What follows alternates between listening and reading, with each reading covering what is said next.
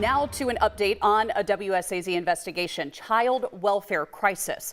We've been telling you for years about problems within the child welfare system in West Virginia. Well, tonight a federal audit takes a deeper look at those problems happening under the Justice Administration and finds the state did not comply with critical elements while investigating dozens of reports of child abuse and neglect. Kimberly Kagi sat down with the agency's new secretary about the details of this report. People make mistakes.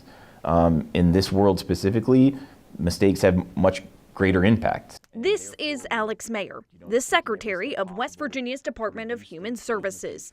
The mistakes he's referring to didn't happen under his watch, but they are now under the microscope laid out in this 30-page federal audit. The audit was conducted by the U.S. Department of Health and Human Services Office of Inspector General. It focuses on a snapshot in time, all during the Justice Administration, specifically October 2023 through September 2024. Here's what OIG did. They pulled 100 reports of child abuse and neglect, and in more than 90% of those reports, they say the state did not comply with intake, screening, assessment, and investigation requirements.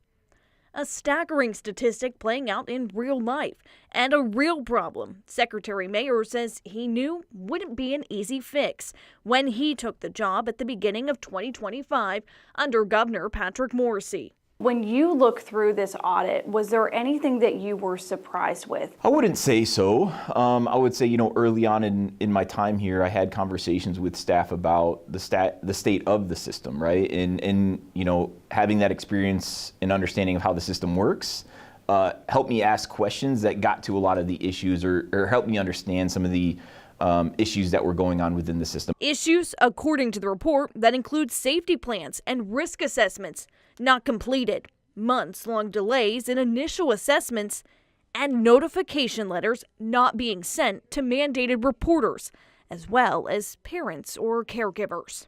So what does that mean, and why are those letters so important? Let's say you have a child who spends time between two homes.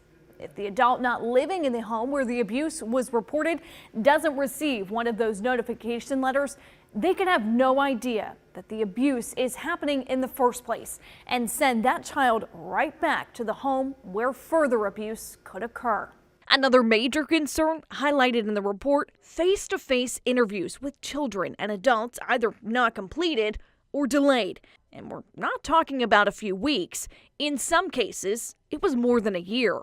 There were several where it was 456 days to 523 days late. That's, if you do your math, that's over a year. When we're looking at things that are happening to children and families, it's critical to get that information as early as possible, right? And so certainly the timelines and things like that are unacceptable. And we need to do a better job and have already begun doing a better job of ensuring those things are being done timely because we understand not only the critical nature of the information, but more importantly, the safety of those children, right? So, it's certainly alarming, right? And certainly something that takes you aback is when you look at those numbers, because 400 and some days is an incredibly lengthy time to have people wait until they're being talked to or spoken to about an incident that happened 400 some odd days ago, right? But the most glaring and concerning piece of the report, child welfare workers marking several children as safe.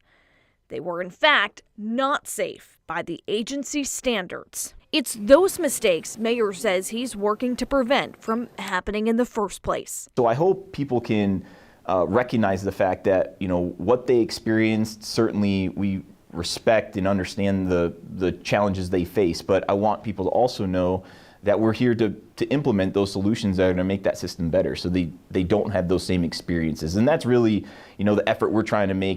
Now, we do want to point out we did reach out to U.S. Senator Jim Justice for comment since these issues happened under his administration, and we have not heard back yet. Well, Kimberly, now that we have an idea of the issues, what is the state doing to fix them? So Secretary Mayer laid out a lot of the steps that the agency is now taking to address the issues, and he says some of those are already in place. So coming up tomorrow at 6, I know we unpacked a lot right there, but tomorrow at 6, we're going to break down all the changes that the agency said says are already making a difference. And it's quite extensive, too.